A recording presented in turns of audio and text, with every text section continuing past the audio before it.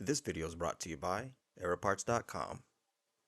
In this video, I'm going to be replacing all of the mounts in a 2008 Chevy Impala with the 3.5-liter V6. This tutorial is going to be useful for the 2006 to 2011 Impala with the 3.5 and 3.9-liter V6. The 3.9-liter V6 uses a little bit heavier duty transmission mount, but the process of change is going to be very similar. There's also tons of GM 3.5 V6 vehicles that share that same main front engine mount that sits right underneath the serpentine belt, but the rest of the mounts may not be the same. So you could use this guide for those, but just want to keep that in mind that the rest of them are probably not going to be the same for those. Now this car had a very typical engine mount failure. There was a thump or a bang every time you stepped on the gas or shifted from reverse, park, drive. Let's take a look to see exactly what's going on.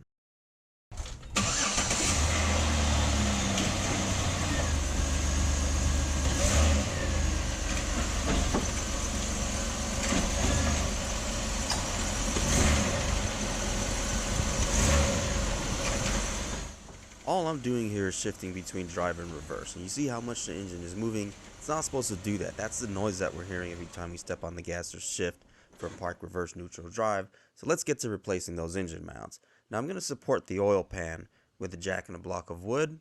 Make sure that block of wood has a wide enough surface to evenly distribute the weight so you don't bend your oil pan. Now I'm removing the passenger side wheel to gain access to the main engine mount. Now this mount supports the heaviest part of the motor. This is the one that is probably going to wear out before the other ones, and if you do have a jumpy engine, this is probably going to be the one that's bad. Now as you can see this engine mount here while we have light on it, it is total mush.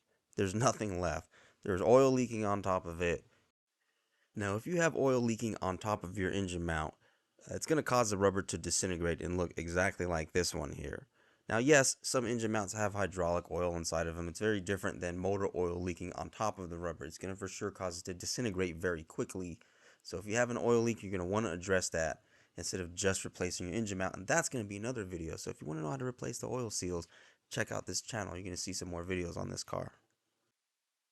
Now there's only three 15mm bolts up top and two 15mm bolts underneath the engine mount. I'm going to start by removing those 15mm bolts up top, and then the 15mm bolt underneath the engine mount. There's two of them. Those will come off as well. Your biggest hurdle here is really only going to be if you have rust on the car. Penetrating oil can help, but you're really just going to have to really put some strength into those.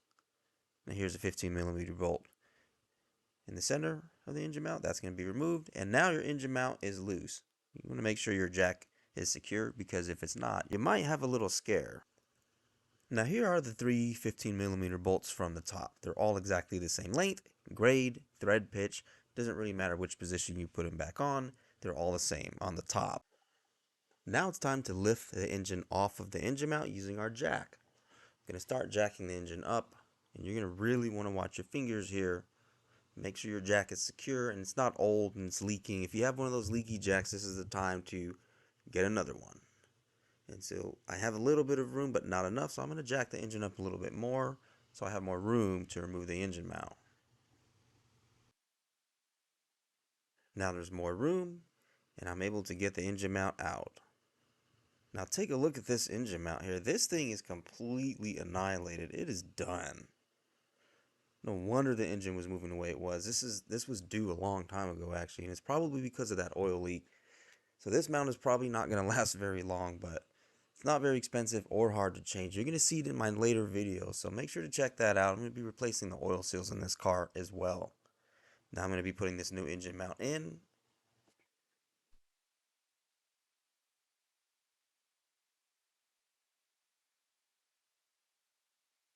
And time to lower the engine down very carefully. Now I'm kind of pushing the engine with my hand here. I recommend to be very careful if you choose to do what I'm doing as well, because this is a great way to get injured. But I'm guiding the engine with my hand so it doesn't get stuck while I'm lowering it. I'm not putting my fingers in between anything that's going to crush them. Take a look at that engine mount as I set the engine down. And now it's not lined up with the hole. I'm just physically going to move the engine with my hand. You can also manipulate your jack handle. Just kind of swing the jack back and forth a little bit, just to allow the engine to move. You can do it that way. Just make sure that your jack, again, I always mention this is secure, and that's really all it takes to get the engine to line up here with the mount so you can get those bolts in.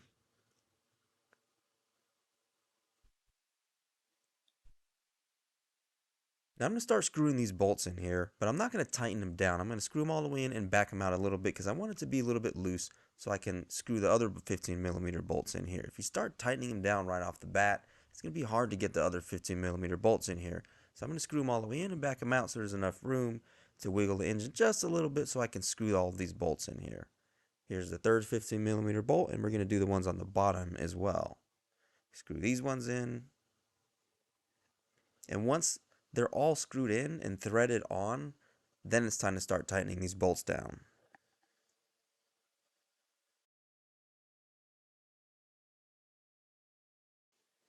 Going to tighten the 15 millimeter bolts on the bottom. There's two of them, and the three 15 millimeter bolts up top. And that is it for this engine mount. You're done. You can start, once you're all tightened up, you can start putting all the coverings back on, and that's all together. And we're going to start working on the two top torque strut mounts.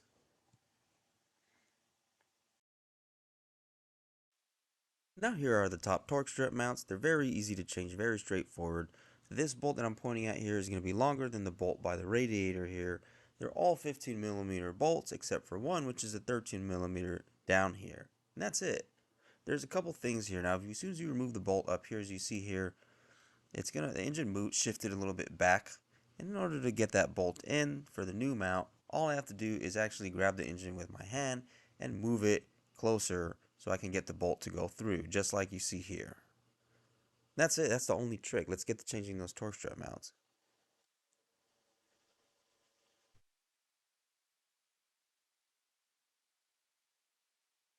You see I have a wrench on one side to hold that nut and a 15 millimeter on the other side to loosen it up. Same thing with the other bolt. Very simple.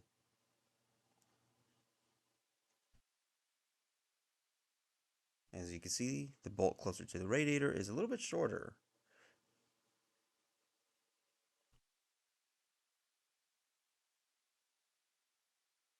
Check out the wear on this little torque strut mount. The bushing is worn. It's not going to cause serious issues like the main engine mount, but it's definitely due for replacement. It's not hard to change or expensive. It just doesn't hurt to do that. Now we're going to get the other one off. You got the two 15 millimeter bolts and then the 13. Once the 13 comes off, the engine mount comes off. These bolts are the same length, so you don't got to worry about these ones.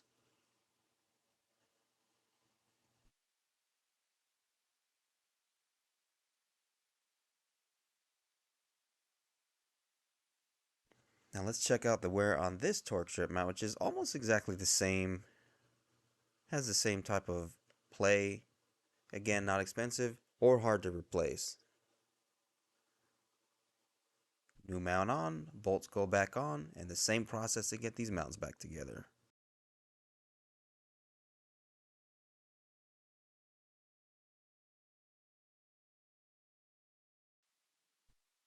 This side, the bolt went in no problem. I didn't have to move the engine, but hey, your experience may differ. If that's the case, all you gotta do is move the engine, get that bolt to go through, no problem.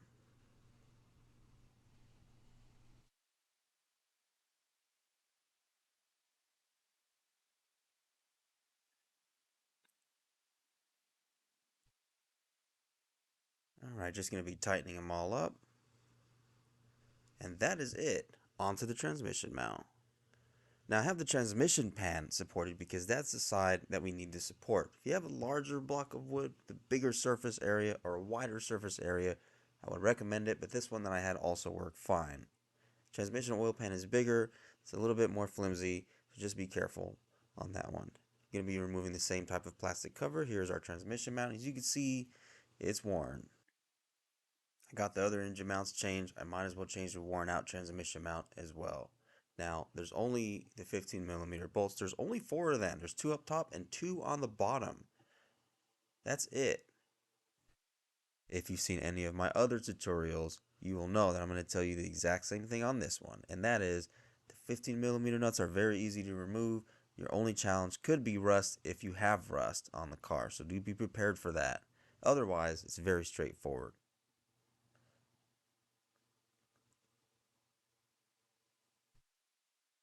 Once those bolts are off, I'm going to jack the transmission up, and I'm going to lift that transmission mount up and out.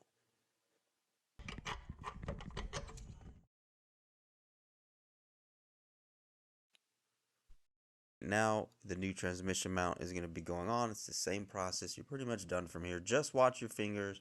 Make sure you have a good jack that doesn't leak. Now we have our 4 15mm nuts tightened, and we're done.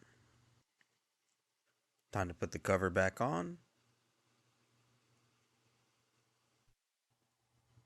Now I have the plastic cover back on. Now time to put the wheels back on, tighten the lug nuts down to 100 foot-pounds, and that's it. If this video helped you out, hey, give us a like. It really helps us out. If you want to see more content like this, and especially more content on this Impala, make sure to subscribe to our channel. And don't forget to check out aeroparts.com for high quality aftermarket parts or OE brands like Denso, Bosch, and the likes.